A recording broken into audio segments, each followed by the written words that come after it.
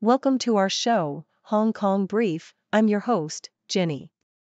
Today, we have some exciting news, starting with an incredible exhibition featuring 52 masterpieces by French Impressionist and Post-Impressionist artists, showcasing the strong cultural ties between France and Hong Kong. This exhibition runs until May 7th at the Hong Kong Museum of Art, and it's a fantastic opportunity to appreciate art and cultural exchange. Next up, we're diving into the importance of native English teachers, NETs, in Hong Kong. Despite facing challenges, these teachers play a crucial role in creating an English-speaking environment and fostering intercultural understanding. Their collaboration with local teachers is vital for overcoming language barriers and preparing students for a globalized world. Lastly, we explore the retail competition heating up ahead of Lunar New Year, with Hong Kong and Shenzhen battling for shoppers' attention. Retailers are ramping up promotions while offering enticing deals to attract customers. With free shuttle buses to Shenzhen and exciting local mall promotions, shoppers are in for a treat this festive season. Please stay tuned for more details. South China Morning Post reports on an extraordinary exhibition in Hong Kong featuring 52 masterpieces by renowned French Impressionists and Post-Impressionists, including works by Paul Cézanne and Pierre-Auguste Renoir. Curators emphasize that this event symbolizes the strong friendship between Hong Kong and France, serving as a platform for cultural exchange. The exhibition, which runs until May 7th, showcases the stylistic differences between the two artists while also highlighting their shared admiration for each other's work. In addition to the masterpieces, local artists have been invited to create new works inspired by these French masters, enhancing the experience for local audiences and reinforcing Hong Kong's position as a hub for international cultural exchange. In a response to recent criticisms of native English teachers, NETs, in Hong Kong, a letter to the editor in South China Morning Post defends their vital role in the local education system. The writer argues that while some NETs may struggle initially due to language differences, effective collaboration with local teachers can bridge these gaps. NETs are seen as essential in fostering an English-speaking environment, especially as Hong Kong continues to position itself as a global financial center. The letter emphasizes that the presence of NETs provides valuable intercultural exposure, which is crucial for students' communication skills in an increasingly globalized world.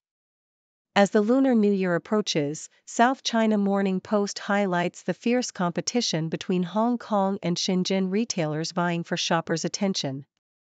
With mainland Chinese stores offering free transportation to attract Hongkongers, local shopping centers are ramping up promotions to entice consumers.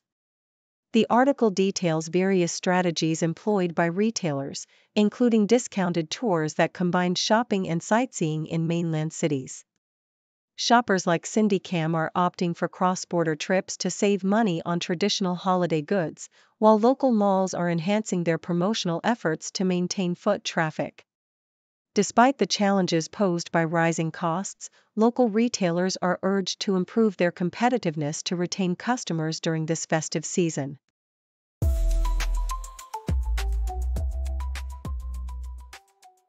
South China Morning Post reports on Wynn Macau's ambitious strategy to transform its operations by adopting successful elements from its Las Vegas parent company. With a focus on diversifying revenue streams beyond gambling, Wynn Macau hosted a lavish hypercar exhibition that drew crowds and showcased luxury vehicles, including the rare Lamborghini Veneno Roadster. This initiative aligns with Beijing's 1+4 economic model, which aims to increase non-gaming sector revenues to 60% by 2028. Wynn Macau has committed to investing significantly in non-gaming projects, enhancing the overall guest experience, and leveraging its Las Vegas heritage to attract a premium clientele. Despite facing challenges such as competition and regulatory risks, the company is optimistic about its future in Macau's evolving landscape. South China Morning Post also highlights the personal journey of a daughter navigating the complexities of caregiving for her aging father. As her father's health declined post-retirement, she and her sister stepped into caregiver roles, grappling with the cultural expectations of filial piety. Through shared experiences, such as attending local events and maintaining family traditions, they have deepened their bond and appreciation for their father's life stories. The author reflects on the beauty and necessity of honoring elders, emphasizing that caregiving transcends cultural boundaries and is a shared responsibility among families, reinforcing the importance of gratitude and connection across generations. South China Morning Post addresses the backlash against the Kwun Tong Promenade after a viral video portrayed it as a hotspot for inappropriate behavior among teens. Local youths defended the area as a popular and safe gathering place, emphasizing that the activities shown in the video were not representative of their everyday experiences. Social workers voiced concerns that negative perceptions could drive young people away from public spaces, pushing them to seek out less monitored locations for socializing. They highlighted the need for safe environments where teens can connect and celebrate important moments, advocating for understanding and support rather than stigmatization of the promenade.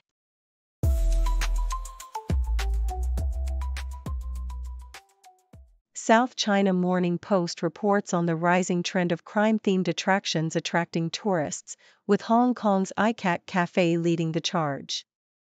Opened in November last year, the cafe is situated at the Independent Commission Against Corruption headquarters and has quickly become a hotspot for visitors, especially those fond of Hong Kong TV dramas.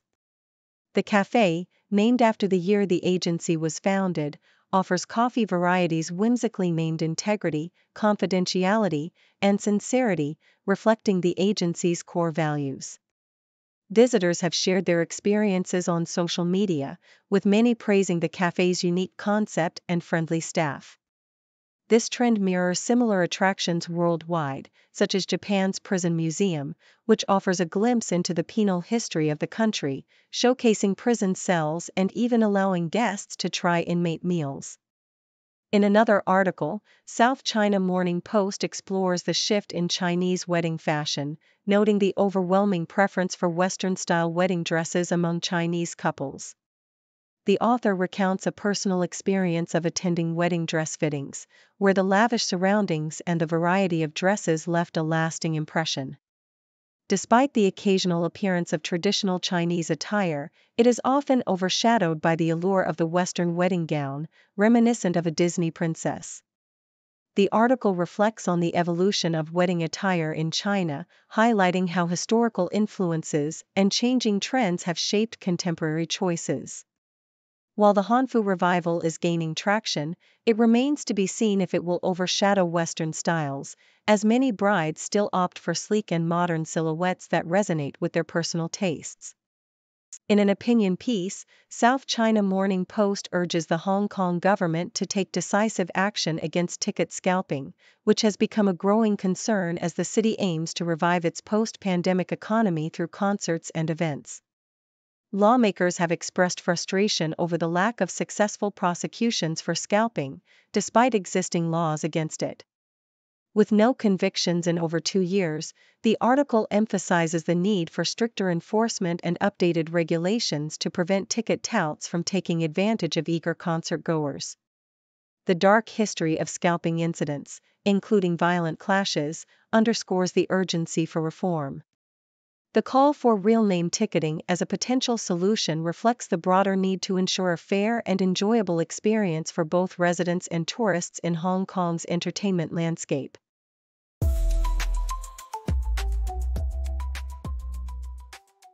South China Morning Post reports that Miami Heat forward Jimmy Butler is currently navigating tumultuous waters both on and off the court.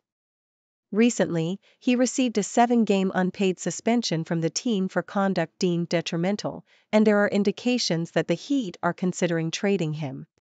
Butler expressed his dissatisfaction during a post-game press conference, stating he is not enjoying his time with the team and is seeking to regain his joy in playing basketball. His tumultuous relationship with the team has been compounded by personal issues, including a custody dispute with Caitlin Nowak, the mother of his 3 children. Despite their relationship reportedly ending in 2023, Butler continues to face legal challenges regarding child support and custody arrangements. In another revealing piece, the South China Morning Post covers the new documentary Diddy, The Making of a Bad Boy, which delves into Sean Combs' controversial life through the perspectives of his former associates. The documentary highlights disturbing anecdotes from his childhood, including allegations of chaotic and sexualized environments created by his mother. Friends and associates recount Combs' aggressive pursuit of relationships, including his long-term involvement with Kim Porter, and share alarming claims about his behavior at lavish parties that allegedly turned into exploitative situations. As Combs faces serious legal charges, including sexual assault, the documentary raises questions about the dark undercurrents of his rise to fame and the impact of his actions on those around him. The South China Morning Post also explores the growing trend of colorful suits among celebrities, highlighting their power to subvert traditional fashion norms. Designers like Erdem Moralioglu are blending masculine and feminine styles, creating pastel-colored suits that challenge conventional tailoring. Celebrities such as Meryl Streep and Ryan Gosling have embraced this trend, showcasing vibrant suits at high-profile events.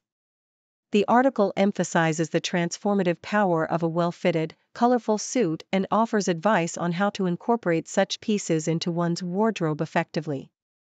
Tailors and designers stress the importance of versatility, suggesting that statement suits should complement existing wardrobe staples for maximum wearability.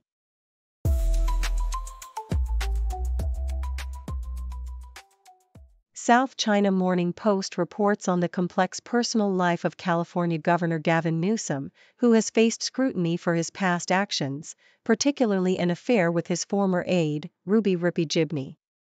The affair, which occurred in 2005 while Newsom was still married to Kimberly Guilfoyle, resurfaced in public discussions as he managed the state's response to wildfires. After admitting to the affair in 2007, Newsom expressed remorse and sought forgiveness, emphasizing his commitment to serving the public despite his personal failures. Meanwhile, Rippy Gibney, who has kept a lower profile, now works as a content writer and manager, is married to Ryan Gibney, and shares her perspective on the affair, asserting it was consensual and questioning its relevance to the Me Too movement. In a glimpse into the life of David Schwimmer, the South China Morning Post highlights his relationship with ex-wife Zoe Buckman, a British artist. The two met in London in 2007 when Buckman was a waitress, leading to her relocation to Los Angeles. They married in 2010 and welcomed their daughter, Cleo, a year later, but eventually separated in 2017. Buckman, who has a creative lineage, has carved out her own identity as a multidisciplinary artist focusing on themes of feminism and equality. Despite their split, Schwimmer and Buckman maintain a cordial co-parenting relationship, reflecting a mature approach to their family dynamics. Nikkei Asia delves into the shifting landscape of Japanese corporate investments as companies pivot from China to the U.S. amidst geopolitical uncertainties. With sales in North America rising to $94.2 billion in the last quarter, Japanese firms are increasingly focusing on the U.S. market, which has become more attractive due to declining sales in China. The article notes that direct Japanese investment in the U.S. has more than doubled since 2014, while investment in China has lagged. However, the potential for tariffs and protectionist policies under the incoming Trump administration could pose challenges for these companies, prompting some to relocate production to other countries. As Japan navigates these economic shifts, the balance of trade indicates a healthy surplus, bolstered by favorable exchange rates that enhance profits from U.S. investments.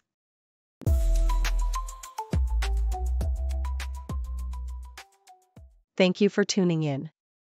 The content above showcases the latest briefing reports and analytical synopses, thoughtfully curated by the 6Do team. These insights stem from a wide array of reputable media outlets, think tanks, government sources, and specialized experts worldwide. We encourage you to explore these sources for a comprehensive perspective. Keep in mind that while the content may not always align with the official standpoint of 6Do Brief, it's not meant to be taken as absolute directives for decision-making. Comprising seasoned media professionals, learned scholars, and accomplished scientists, the 6Do team embodies a trailblazing, fully independent media entity. To customize 6Do Brief to meet your professional needs, you have the option to subscribe to a diverse array of briefings on our website, 6dobrief.com. Regardless of your location, you can conveniently receive 6Do Brief via email.